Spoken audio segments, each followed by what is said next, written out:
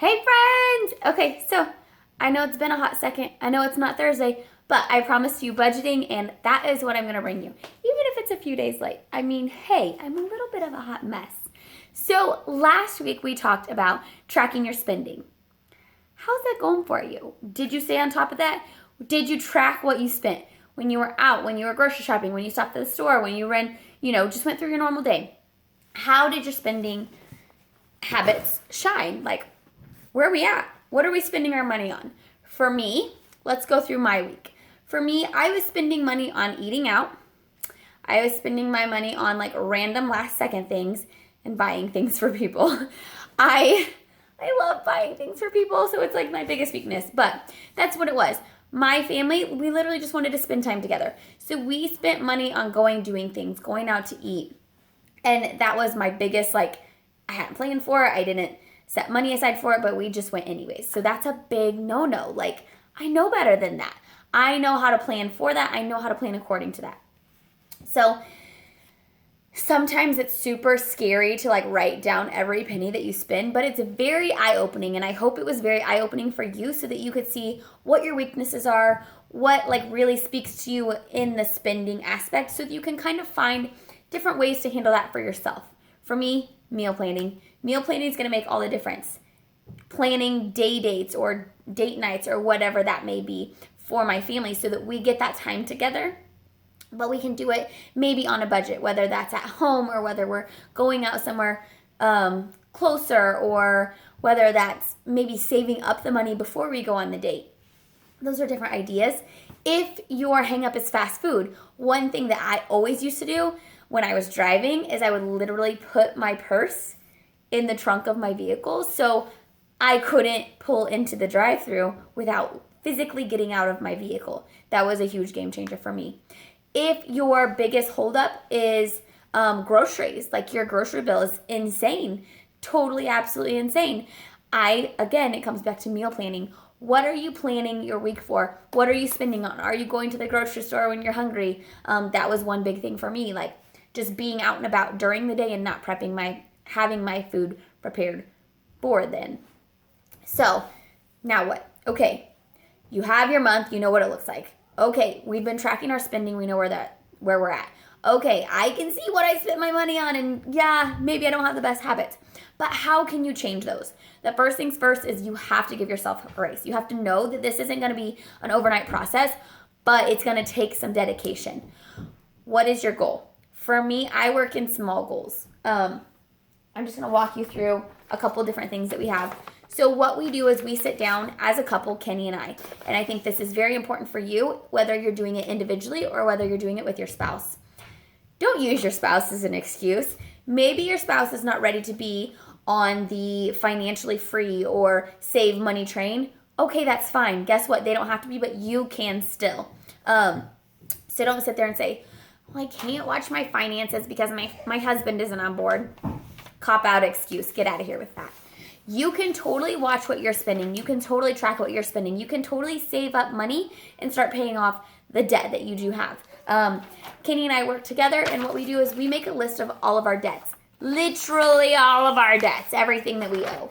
Whether it's an event coming up, whether it's a big, huge thing like our house or a vehicle, whether it's just a specific bill, or I know soon we're going to have to get a beef so that we have food in our freezer. Those little things, we have that saved up. A different route you can do, if you don't want to do that, I will be diving into that because it is very vital, but that's not my topic today. Another thing you could do is envelopes. And this is what I want to talk about today. Envelopes. I use the envelope system that was introduced to me during Financial Peace University with Dave Ramsey. Game changer, friends. The thing that you need to remember is when it comes to this, you're at the point where you know what you're spending, you know where your money's going. You need to sit down and ask yourself, okay, what am I making every week? Bare minimum. What's that bare minimum amount that I'm making? And you need to take that dollar amount and you need to divide it up into your necessities. What are your necessities? Your necessities may look different than mine. That's okay. I think this is a point where you have to look at your spending from last week and you have to prioritize. Okay, this is a priority, this is a priority, this is a priority. For me, I go straight to the bare bones. Gas, so that I can take my kids to and from school and I can go get groceries. Groceries so that I can feed my family. And then giving so that I have money. Used to say tithes, but everyone thought it said titties, so I changed it to giving. But that way I have, again, I love giving gifts. I love helping others. So I have money for church, or if someone's having a birthday party, something like that, I have that. Those are my bare bones. My bills, like my income, will fill up those envelopes. Everything else, I literally just push right into whatever debt goal I have. So it comes back to this list right here. So I want you to take your income each week. And if you're like me, I'm a network marketer, so I'm kind of in control of my own income. What I do to average that out is I take the lowest average and I divide my envelopes up by that.